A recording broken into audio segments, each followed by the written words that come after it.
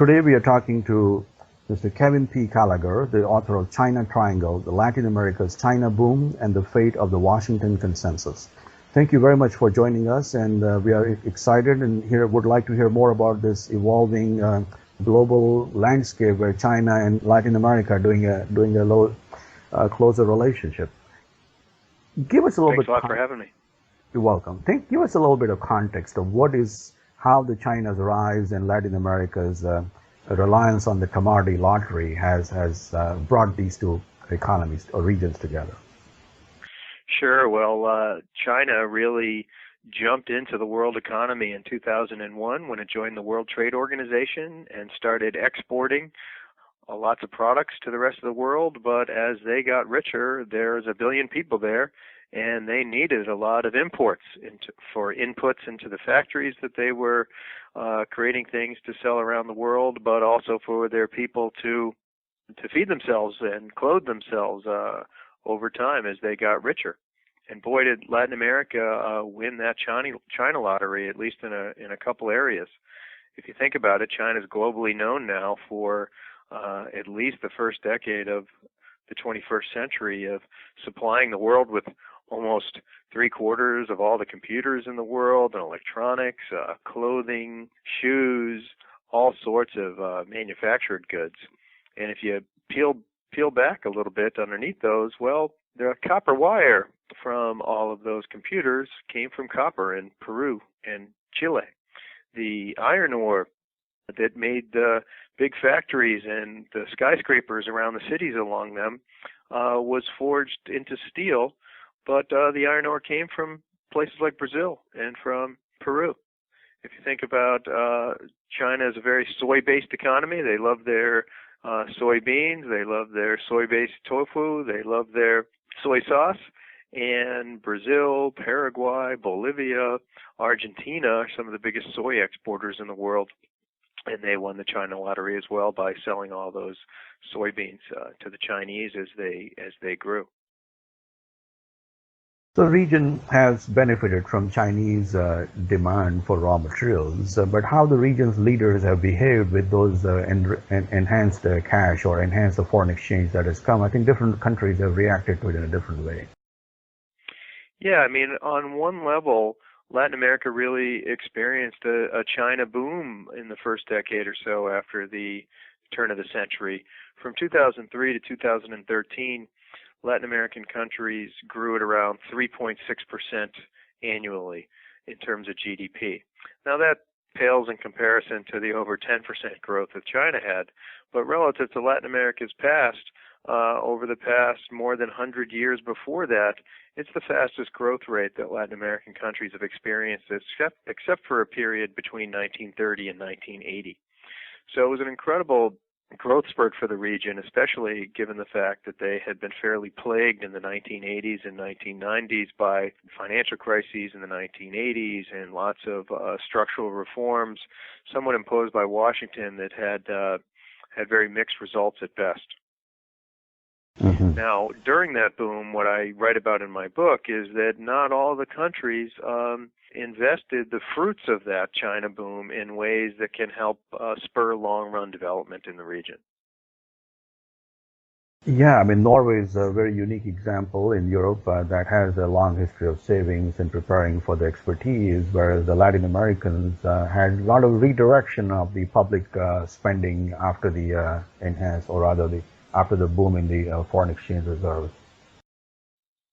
Yeah, if you're a Latin American, you know that you have an incredible asset in commodities, but you also know that that asset is one of the most volatile assets in the world, and that your exchange rates are often linked to the prices of those assets. And so your number one priority has to be able to, A, preserve the ability to maintain a steady stream of commodities over the long run. So that means environmental and conservation programs to make sure that it doesn't all disappear when prices are high. And it also means using the boom periods to invest in other areas, such as services, manufacturing, infrastructure, and so forth, so that when the commodity prices go down, the growth doesn't stop. And unfortunately, the Latin Americans, with some exceptions, keep learning that lesson the hard way. After beginning in 2013, commodity prices started to dive, in large part because China is no longer demanding as much of those. And Latin American countries are experiencing significant downturns in economic growth. In 2015, growth was negative, and it's projected to be negative in 2016.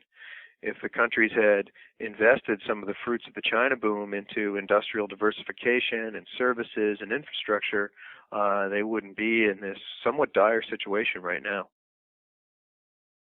Stepping back a little bit to the topic of Washington Consensus, what is the Washington Consensus and how it has directed the policymakers in Washington to their views about the Latin America, and how has it ever evolved in the last 30 years? Sure, I would say there is no more Washington Consensus, but there certainly was in the 1980s and 1990s among the leading U.S.-backed global financial institutions and by much of the U.S. economics profession at the time. And in a nutshell, the Washington Consensus was to strip away the role of the state in economic affairs, let markets allocate what should economic activity be made up of.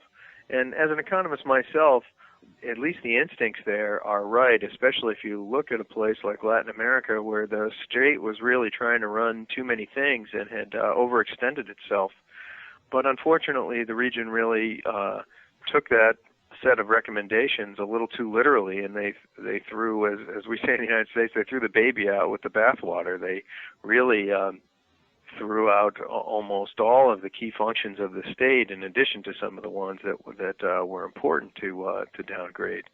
And when you're in Latin America and your key asset is commodities exports, and you're doing nothing but letting global markets and global levels of supply and demand determine all that, then you are even more susceptible to the inherent and endemically boom and bust cycles that come in commodities exports.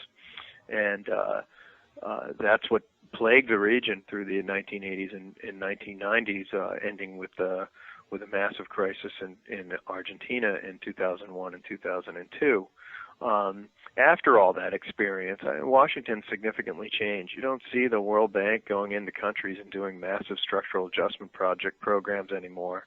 The IMF hasn't been in Latin America for quite a long time, but if you look at their behavior in Europe, they're actually the ones who are arguing for a little bit more of a softer touch in terms of IMF rescue programs, whereas the European Central Bank and the European Commission are the ones who sound like the IMF in Washington in the 1990s. Since 2002, 2003, during the China boom, most Latin American countries didn't follow the Washington Consensus 100%. Unfortunately, most of them, we usually refer to them as there were a lot of left-wing governments came in 2003 because the Washington Consensus performed so poorly before and rid into countries with increases in inequality and other factors. But in many countries, Venezuela in particular, they replaced the Washington Consensus with populism that just relied on the commodity boom just to spend and spigot money for social programs, many of them that were key to reducing poverty, but did not put in place what you need for the longer run growth. And so some of these countries are now among the most fragile in the region. I would say that the three countries that I think are the most interesting during the China boom are Chile, Brazil, and Ecuador. Chile, because they put in place a mechanism whereby when the copper price, which is their key commodity export, when it gets really high, windfall taxes go into the treasury for a rainy day. And they've invested some of that in stimulus packages and research and development for a salmon industry and for the wine industry and some service industries, and that's been key. In Brazil, they're one of the countries in the region that did not dismantle their national development bank over the Washington Consensus period. And national development banks are key for diversified growth. And their national development bank played a key role in providing a backstop during the financial crisis and attempting to spur industrial diversification. Unfortunately, it got really brittled by a lot of politics above its pay grade, and at the end of the day, Brazil just wasn't investing enough capital into these alternative economic streams to make much of a difference. In terms of Ecuador, those folks were able to use the commodity boom and a lot of loans from China as well to really upgrade its infrastructure, and actually had the largest level of investment in the region during the China boom.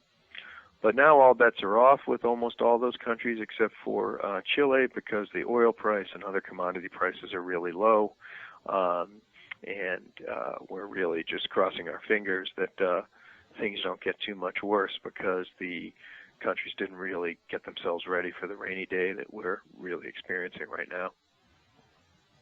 How does China engage with Latin America when it's a buyer and also a banker, and it's also at times a supplier of labor for some of its financial commitment? Can you explain some of the mechanisms or conditions under which China capital comes to Latin America?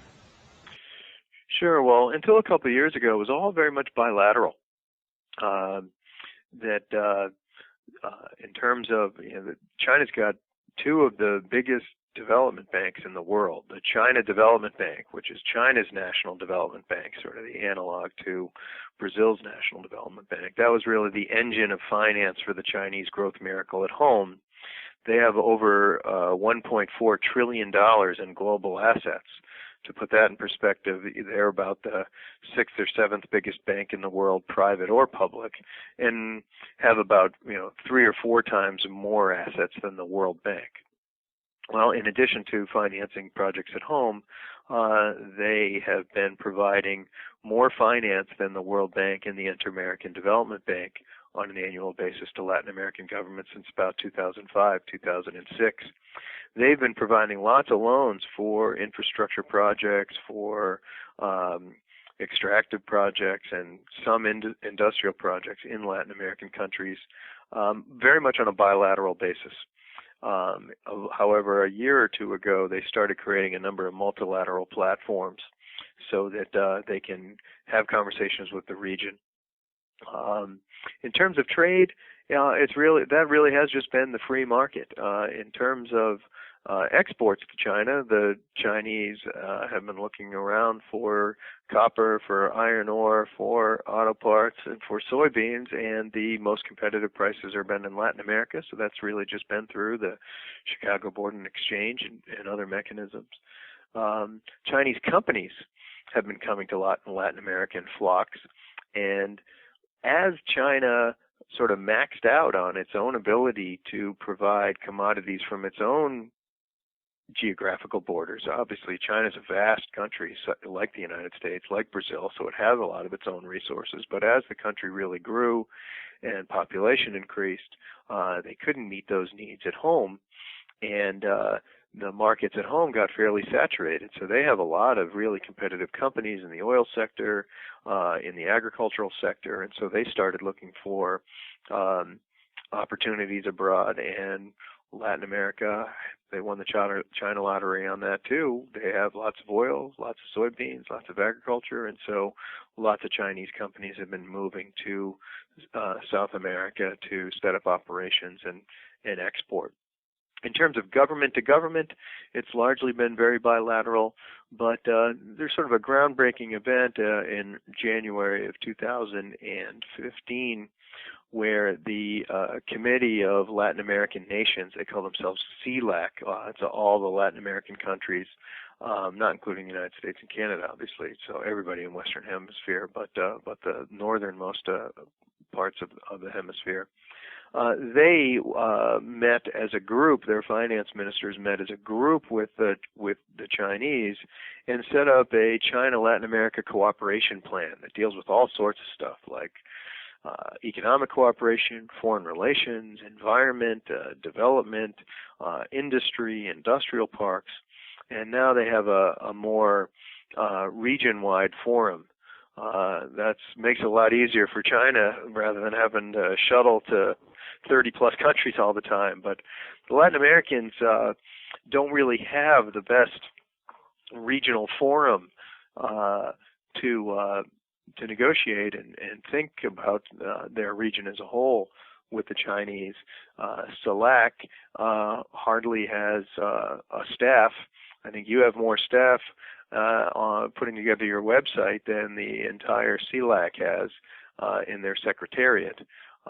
One of the things I recommend coming out of the book is that CELAC team up with the CAF, the Development Bank of Latin America, which is a development bank of Latin American countries that it doesn't involve the United States or Canada, but now gives loans to Latin American countries at about the same level as the Inter-American Development Bank, the one that's the United States backed.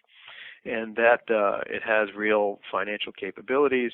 It has the buy-in from all the countries, regardless of what happens in their political cycles.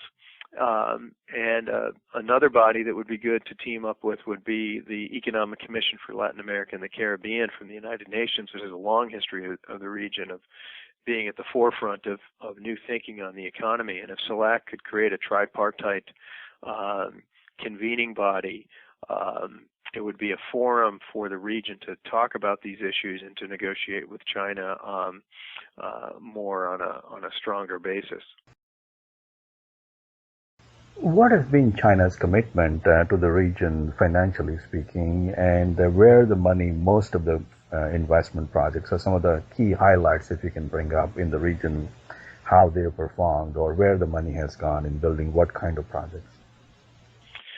Right. Well, the Chinese economic commitment is in three forms: trade, foreign direct investment, meaning Chinese companies investing in Latin America, and finance, meaning China's policy banks or development banks providing loans and lines of credit to Latin American governments.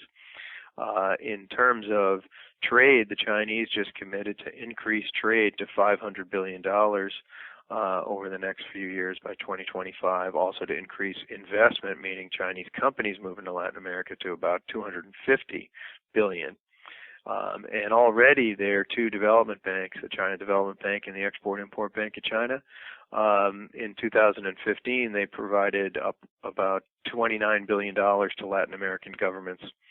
And China created about $35 billion worth of regional financial platforms for Latin American infrastructure and in energy. And where is it focused? That's your question. It's focused, the trade has largely been in soybeans, in iron ore, in copper, and in petroleum. And the foreign investment, Chinese companies, have largely been in those same sectors.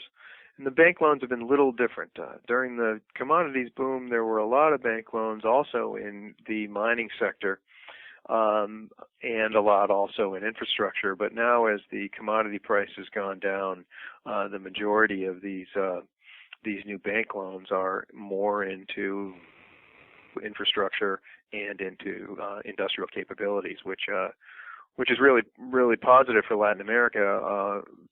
Last year was one of the first years since the Washington Consensus period where net financial flows were negative. And so while the private sector and the Western-backed development banks are retreating from Latin America, the Chinese are coming in with infrastructure and industry, which can help diversify away from the commodities that are bust again. Mm-hmm, mm-hmm. Has that helped the region to revive its economic growth in the short or in the long term, or has that created also an employment situation that has improved?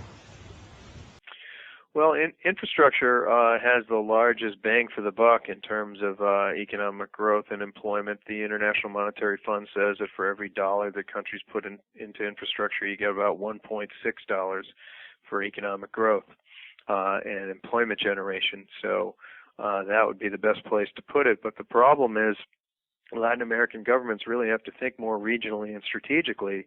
If infrastructure means a new road to a new mine, that just locks in an infrastructure based on commodity booms and bust.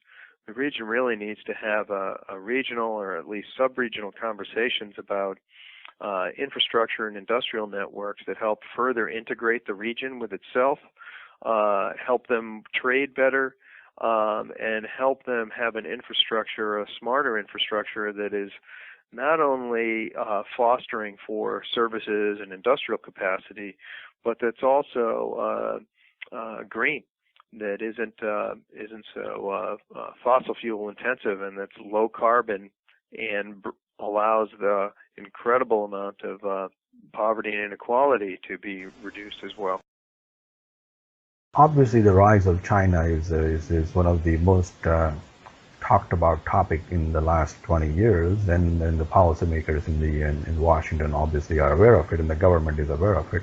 Why the U.S. policymakers and the U.S. government is not that focused on developing or supporting the growth in the Latin American region? Well, I think the United States has for too long taken Latin America for granted. I mean, heck, the Obama administration inherited a massive financial crisis. It inherited a huge quagmire in the Middle East, and that's only gotten more accentuated with the rise of ISIS, and rightly decided to not take Asia for granted anymore, which many of the Obama administration's predecessors had. And so when the Obama administration moved in after the financial crisis, they said, well, we've got to stamp out this financial crisis at home. We've got to deal with this quagmire in the broader Middle East, and we need to pivot towards China. And they looked south and they said, well, for the most part, Latin America is one of the most democratic places in the world now. That is one of the incredible achievements of the Latin American region over the past 30 years, is that the dictatorships of the 50s, 60s, 70s, and creeping into the 80s in some countries are largely gone, with a couple exceptions. And there aren't civil wars there, and there aren't terrorists there, and so let's focus on all that stuff in the Middle East, and let's pivot to Asia. So one, it just took the region for granted, and while it wasn't looking, the region created a new partnership with China and other countries in Asia. You know, China for South America in 2014 was the leading export destination for the South Americans, and now Washington's scratching its head and is in a little bit of a pickle, because if you look at the U.S. financial situation, we're still in a very fragile recovery from the financial crisis, and our years of being a creditor to the rest of the world are long behind us, and so we can't follow the Chinese with bags of money for big infrastructure projects.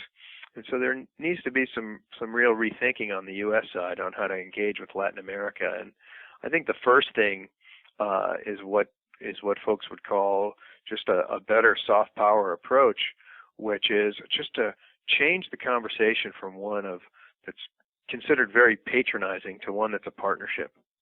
You know, under the period of the Washington Consensus, when the United States did engage with Latin America, it was always Washington telling Latin America what's good for them, their countries, and how to do it, and imposing conditions on U.S.-backed finance and fairly draconian provisions in trade and investment treaties. That had lackluster performance at best and was seen as a one-way street by many Latin American governments and people. I'm encouraged by the Obama administration's gestures in going to Cuba recently and gestures in terms of immigration policy and starting a broader conversation with the rest of the countries in the region. That's the most important first step in a reset in the U.S. approach toward Latin America. Mexico is in a very different situation compared to the rest of the Latin American countries. It has the benefits of NAFTA, and it also has a benefit of a little bit advanced, or the second largest economy in the region. And also it has a little bit of more sophistication, and yet it also has a large amount of oil export. And how Mexico has dealt with the China's interest in South America, and also its proximity to the U.S.? Yeah, thanks for bringing that up, because I guess the sort of broader strokes I was brushing a few minutes ago do a much better job of telling the story in South America than in Mexico. And Mexico is quite distinct for the three reasons that you just mentioned. One, its proximity to the United States and a trade treaty that allows Mexican goods to be able to get in and out of the United States much easier. Two, because it actually has a manufacturing and industrial base that many other countries in Latin America don't have, with the exception of Brazil. And three, it also has some of the commodities as well. It has some copper. It obviously has oil. And so the Mexico story with China has been much different. But on the other hand, it's been even more concerning, because when you think about it, what is it that Mexico has benefited from with respect to the North American Free Trade Agreement? It's the ability to sell low-wage, low-skilled manufacturing goods into the United States, such as textiles, such as electronics parts, and such as automotives. Uh-oh, that's exactly what China created after 2001 in the World Trade Organization. And so Mexico's biggest advantage over many South American countries became severely jeopardized during the first decade of the 21st century, where textiles companies in Mexico, electronics companies in Mexico had a real hard time competing with China in the United States market, even though Mexico faced a zero tariff to get in, even though it only takes 6 or 7 hours to get a shipment of computers from Mexico into the United States, and you have to cross the Pacific for China. Despite those policy and geographical advantages, the Chinese were still outcompeting in the United States markets relative to Mexico, such that by 2010, 2011, about 90% of Mexico's core manufacturing exports to the United States were under threat from China. We measure this threat analysis by sectors where China is increasing its market share in the United States, and Mexico is either losing market share in the United States in that same sector or growing in market share much slower than their Chinese counterpart. And so Mexico has experienced some what we call deindustrialization and employment losses because of its lack of ability to be able to compete with China in the U.S. market. You know, Mexico also, they didn't capitalize on their U.S. boom in the 1990s. In the 1990s, Mexico had almost exclusive rights to the U.S. economy as a low-skilled manufacturing hub, and they didn't take the fruits of that and upgrade their manufacturing industries to more sophisticated things that the Chinese wouldn't be able to compete with. And they just sort of relied on thinking that over the long term they could be the low-wage assemblers for the United States, and they got outcompeted. Now Mexico's starting to tick back a little bit because Chinese wages have increased about 20% a year since the financial crisis, and so Mexico is starting to become more competitive again. But I wouldn't rest on my laurels if I was Mexico, because Vietnam is quickly becoming more and more competitive, and they're part of something called the Trans-Pacific Partnership Agreement, which may become ratified treaty in the U.S. and beyond over the next year or so. And so Mexico, also using a different engine of growth than South America, also has to learn how to invest the proceeds of what you're growing at in the present to make sure that you have the ingredients for longer run growth moving forward. Mm-hmm, mm-hmm. Has China been interested in Mexico, or is China looking at Mexico mostly as a market or as a investment opportunity as well? Well, I think China's been quite interested in Mexico. They import a lot of scrap metal from Mexico. They're engaged in early negotiations about trade and investment. They just created a joint Mexico-China investment fund that might move into the infrastructure space. And Chinese companies are increasingly thinking about moving to the Mexican border to take advantage of NAFTA. Right?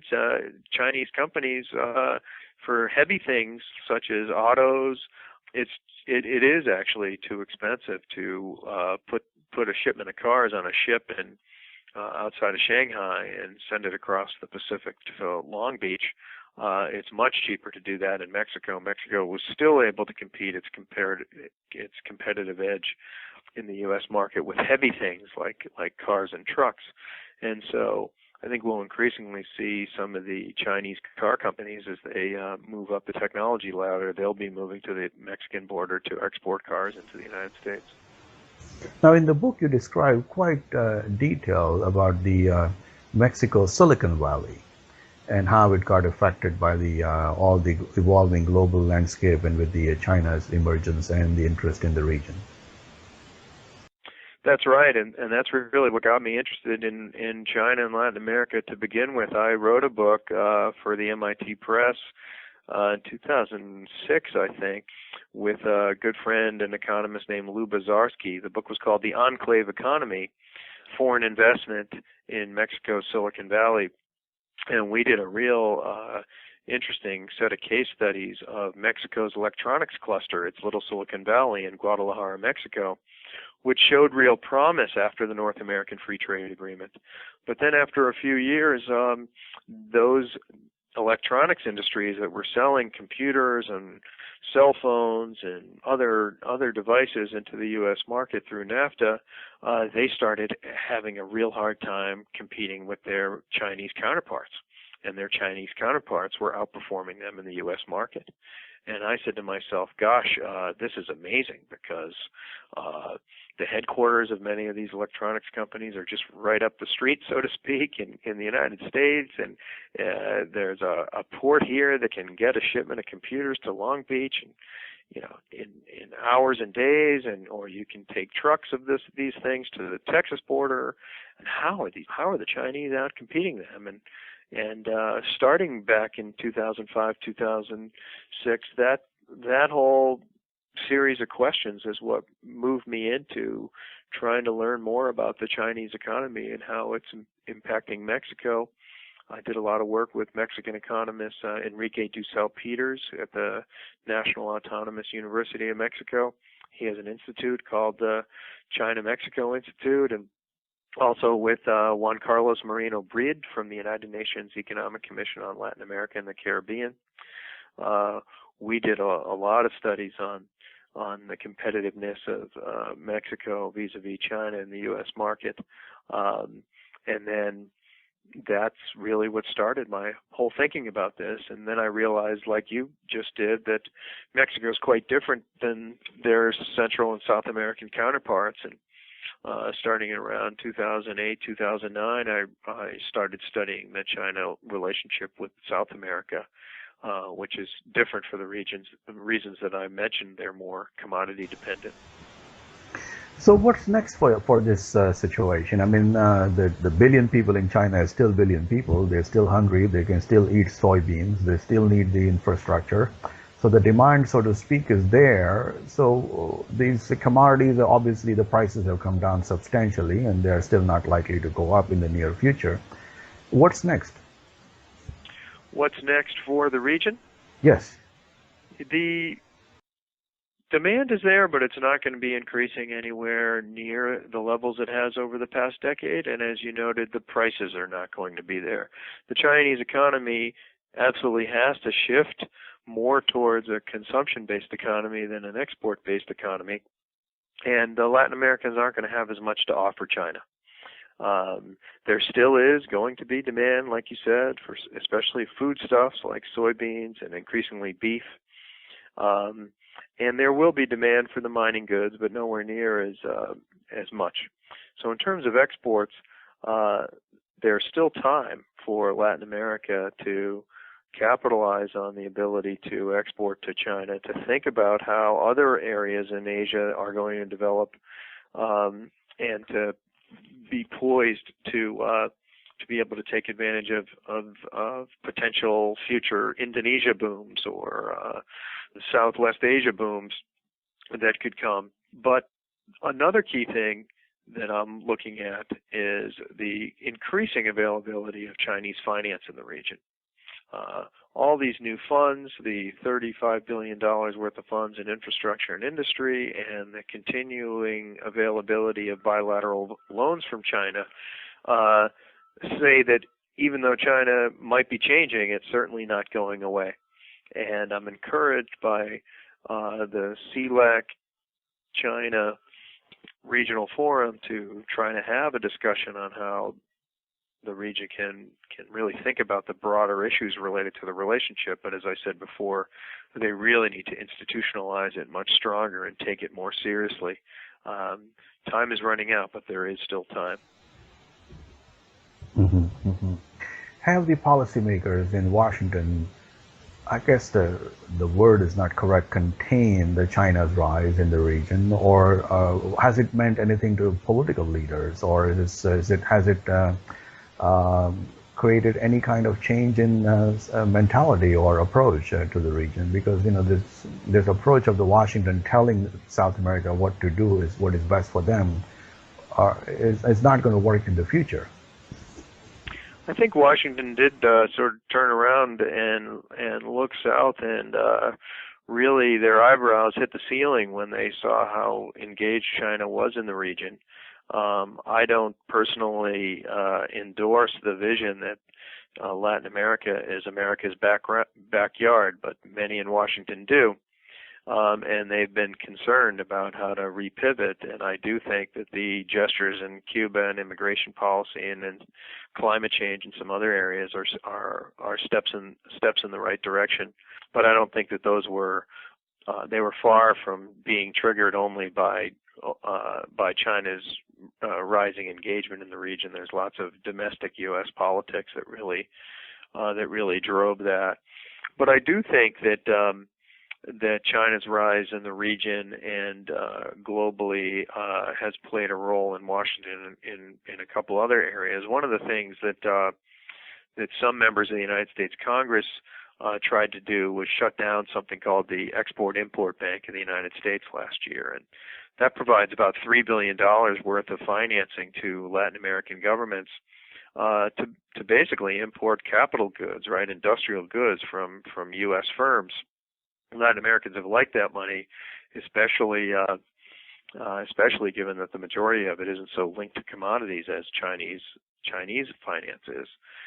But some members of Congress didn't feel like that bank, even though it had been around for over 75 years, should exist anymore, and they shut it down in 2015. And the part of the narrative to help reestablish it, luckily it was reestablished earlier this year, was that, gosh, how can the United States be shutting down its one of its own, unilateral tools to be able to provide financing to governments around the world, while the Chinese are now in the region providing 10 times more finance than that.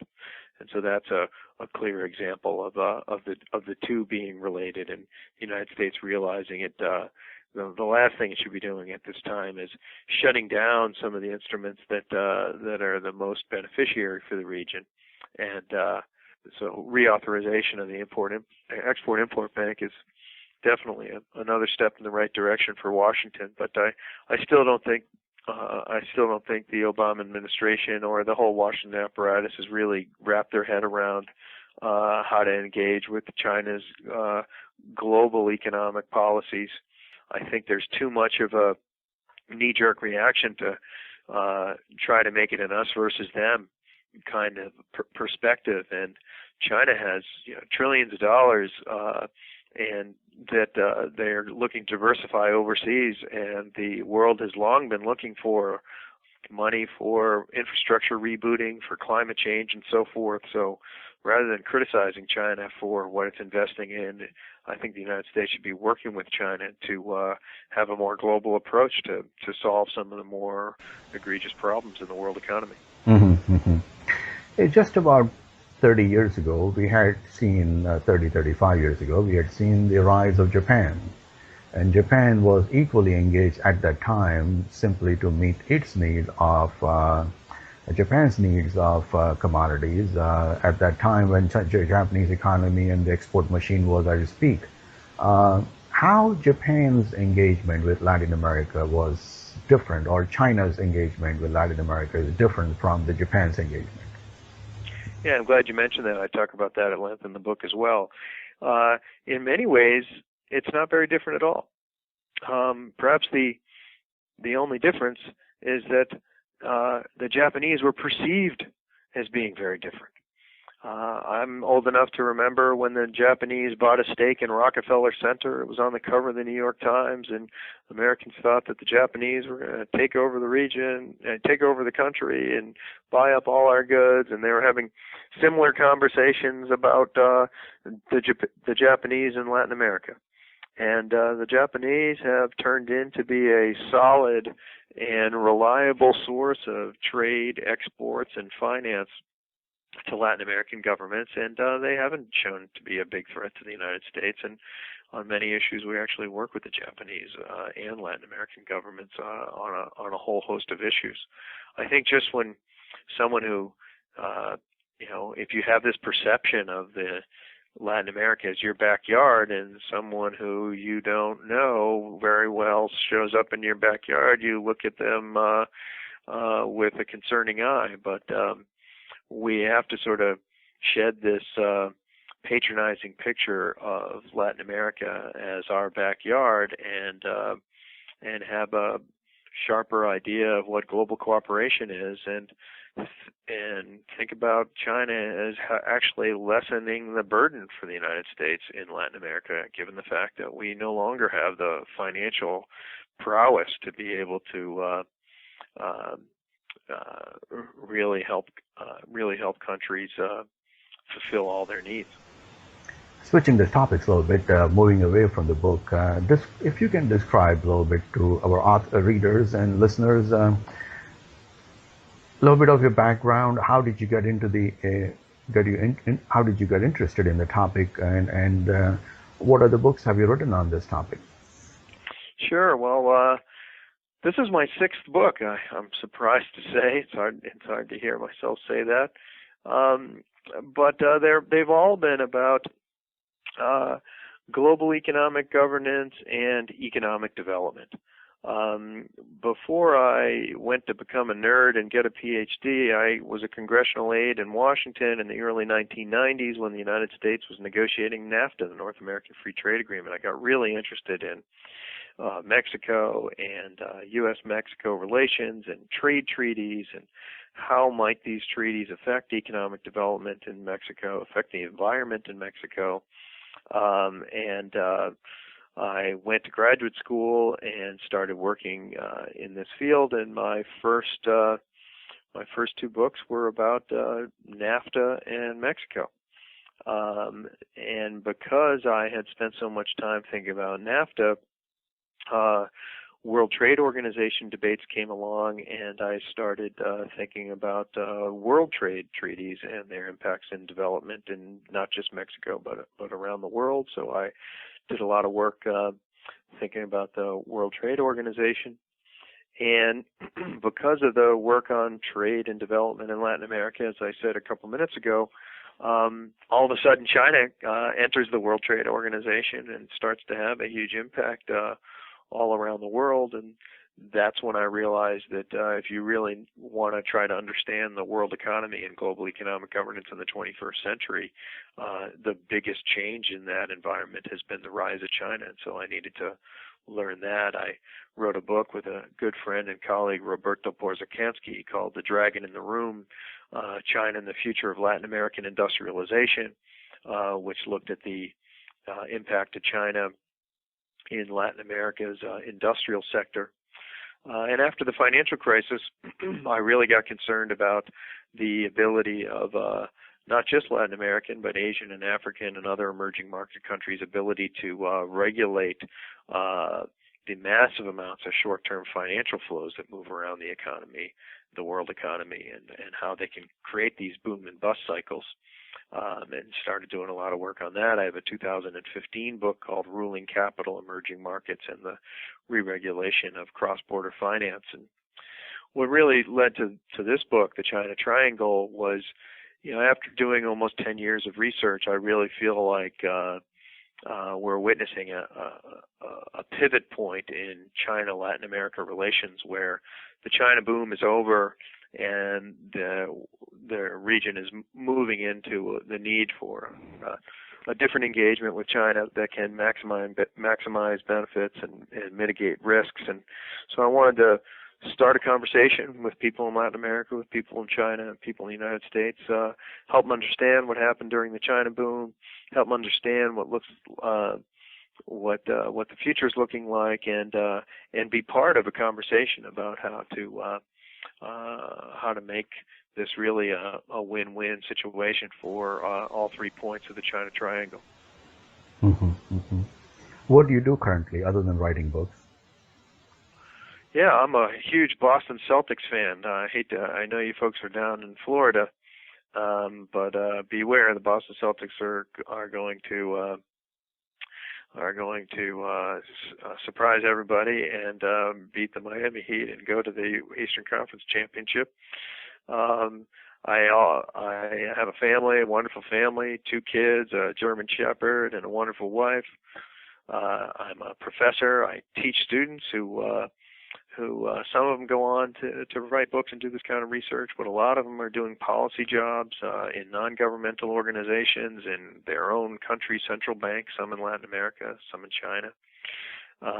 And I just love living a life. I have a research institute here called the Global Economic Governance Initiative, and our mission is to do policy-oriented research on governance for financial stability, human development, and the environment. And a lot of, especially this China Triangle book, comes out of years of very technical studies that we're doing that are academically rigorous, but then we spend a lot of time engaging with governments, with international institutions, whether they be trade bodies or development banks and national governments and civil society to have conversations about how to take some of the lessons that we're finding in our technical studies and make better policy.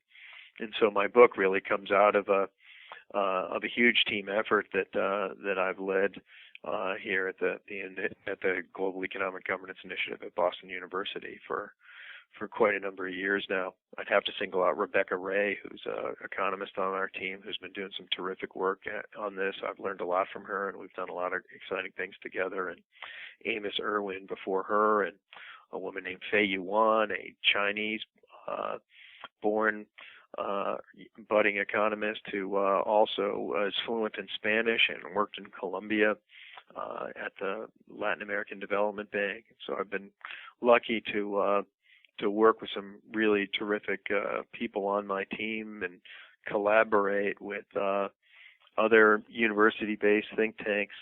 I mentioned Enrique Dussel from Mexico. I've also done collaborative projects with Andres Lopez at the University of Buenos Aires and Cynthia Sanborn and her team at the Universidad de Pacifica in Peru, as well as with the Chinese Academy of Social Sciences and folks like the former finance minister of Colombia, Jose Antonio Campo, who's here at Columbia with a U, Columbia University in New York now. So I've really benefited not only from my own sitting at a desk and doing research, but people on my own team, collaborative work with other university-based researchers around the hemisphere and in China, and from engaging with my students and having these conversations with policymakers in Latin America, China, and the United States. Excellent. So you teach at a specific department or school in Boston University, or? Absolutely. I'm excited and proud to be part of something new called the Frederick S. Pardee School for Global Studies. Frederick S. Pardee is a Boston University graduate who helped found this new School of Global Studies that we have here at Boston University, and our core mission is to advance human progress. I'm a professor of global development policy here, and I teach classes on development banks and sustainable development, on economic development in Latin America, on global economic governance and development, and students flock here from I have a small class this semester. I've got a student from Mongolia, a student from Turkey, three or four from China, one from Senegal, 3 or 4 from the United States, folks from Peru, from Mexico. And so what I really love about the Pardee School and all this work that I'm doing is that I can really be part of a global conversation and bring young people through the Pardee School into this global conversation. We start the conversation in the classroom, but then many of these people go and work with these with the folks that we're collaborating with overseas.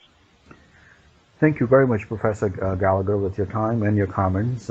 We have been speaking with the author of China Triangle, the Latin America's China Boom and the Fate of Washington Consensus.